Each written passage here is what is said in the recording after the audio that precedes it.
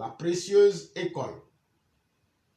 Dans les pays dits développés, les uns s'inspirent des événements qui surviennent chez les autres. C'est pourquoi tout nouveau phénomène est passé à la loupe, disséqué, analysé et enseigné dans les écoles. Par exemple, la fronde sociale menée par les Gilets jaunes en France a suscité un tel intérêt que des observateurs ont afflué des quatre coins du monde. Tous se sont rendus sur place, à Paris, pour comprendre le phénomène en vue de mieux le prévenir et y apporter une réponse adéquate si jamais il s'exportait au-delà des frontières françaises. Pensez-vous que ce soit le cas dans les pays africains? La réponse est non. Sous les tropiques, chaque pays reste insensible à son voisin, si bien que l'expérience de l'un n'inspire pas l'autre. Et pourtant, la vie nous montre bien qu'il est essentiel d'apprendre de ses propres devoirs, mais aussi de ceux des autres, si l'on veut avancer. Heureux celui qui apprend de l'autre, car il gagne en expérience.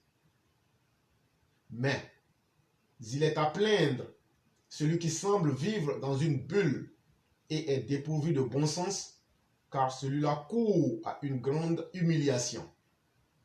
Comment expliquer que la Guinée, le Mali, puis le Burkina s'engouffrent dans l'abîme des coups d'État? C'est simplement parce qu'aucun de ces